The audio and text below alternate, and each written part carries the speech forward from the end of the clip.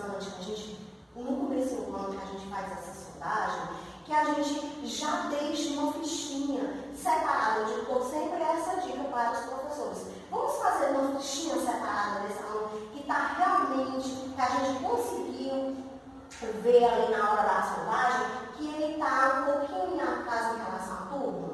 Então a gente já deixa uma fichinha separada dele e a gente vai fazendo esse acompanhamento durante o bimestre. Quando chegou no segundo semestre, que é o que a gente está chegando agora, a gente vai retornar as aulas fazendo uma nova sondagem desse aluno, em comparação com a primeira sondagem, para a gente ver como é que ele está. Nós não podemos deixar que esse aluno chegue ao final do ano com todos esses atrasos que ele está tendo.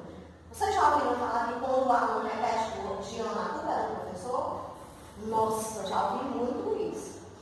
E não é. A gente sabe que não é. Nós que estamos em sala de aula, a gente sabe a dificuldade que nós temos de conseguir passar o conteúdo para o aluno.